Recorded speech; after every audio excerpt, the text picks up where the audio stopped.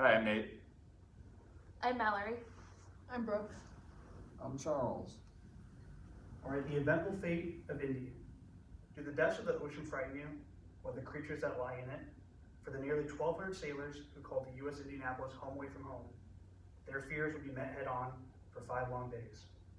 Though the men had many enemies across the globe during this time, a new foe would arise that they would least expect. My fascination for World War II and other polarizing historical events throughout time has made me find interest in the stories that are most or not often told or remembered by most, such as the story of this ship's timely demise being morbid, filled with shock, and full of confusion. The cost of the war ended up being too much for the USS Indianapolis, but they still managed to complete a mission no one knew they were a part of.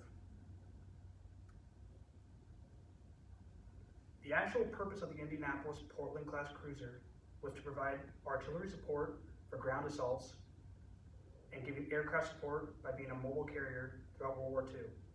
But this time, the ship would be tasked with a mission where they would be delivering uranium-235, half of the world's supply, to Tinian Island in the North Pacific Ocean as a part of the Manhattan Project, where they were making the first atomic bomb to drop on Hiroshima. They began by setting sail from Hawaii, and the crew's voyage to Tinian Island goes without air and according to plan. They would then depart just south to Guam, as shown, for minimal resources and supplies. Once again, they would depart, but this time to Leyte. Once again, they would depart to this town of Leyte, just west, and the voyage would be the last for the Indianapolis, as they would soon be spotted by a Japanese I-58 submarine, commanded by Mashisura Hashimoto, who will be of importance later on. The sub struck the starboard side of the ship, which is the right side for people who don't know, with 2 torpedoes hitting the fuel tanks of the Indianapolis. The ship would sink in less than 12 minutes, not leaving enough time for people to grab loved items or necessary items to survive during the next coming days. Due to the explosion of the fuel tanks, as the men jumped ship and landed in the water, they would be covered in tar for the following days. Many of the men saying they could not see and only could see the eyes and lips if they ever could. It would stay this way for the following days due to the secrecy of the mission, not permitting the Indianapolis to have smaller boats assist them along their journey, and nobody in radio control being aware. In fact, no one knew within the Navy that the ship had left Hawaii except for the top of the government.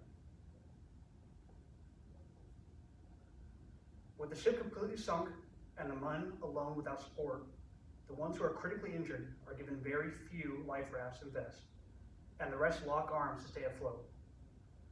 With an estimation of around 800 sailors remaining at this point, they are now sitting ducks and will endure an environment that they will fully test their will.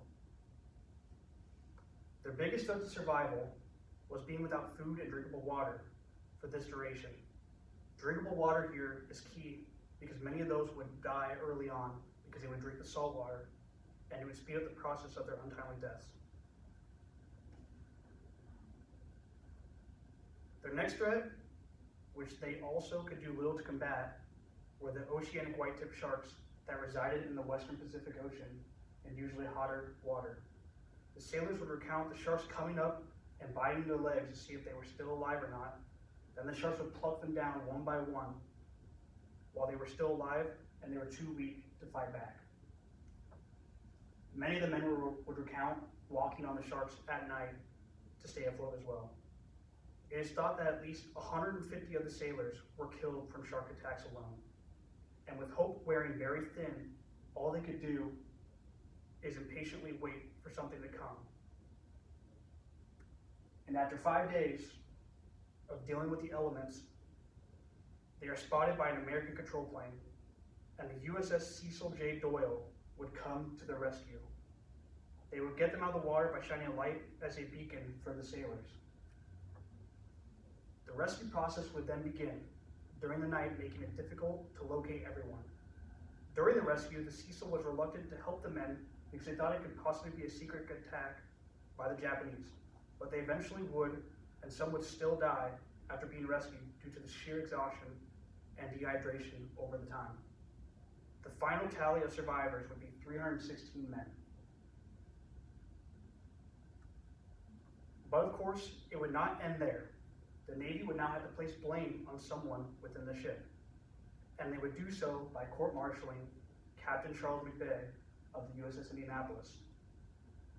The Navy would argue that McVeigh did not properly zigzag the ship in a combat zone with a known submarine presence, but in all reality, nobody on the crew knew that there was a submarine within them before they got hit. And after receiving mail from the families of those who died for many years, Captain McVeigh would commit suicide. He would do so by walking out onto his front lawn with a toy sailor in one hand and his Navy-issued revolver in the other. This would happen in 1968, and it would be a sadder ending to an even sadder story as a whole. This story, like most, goes much deeper than any way I could describe it. What the men on board the Indianapolis endured is unmatched. This ship's timely demise was morbid, filled with shock, and full of confusion. Though the cost of war ended up being too much for the Indianapolis, they were still able to complete the secret mission, and for the far distant future, they would turn out some positivity. As the survivors of the Indianapolis attack, many of them loved Captain McVeigh and would attempt to exonerate his name, and would clear his name by doing so 50 years later by bringing in the Japanese commander, Hashimoto, to state that there was nothing that the captain could have done to prevent the sinking, as he shot 6 torpedoes in a row and there was no way of preventing. And in 2001, Captain Charles McVeigh would be fully exonerated by the Navy and his name would be cleared. The end. My resources. All set.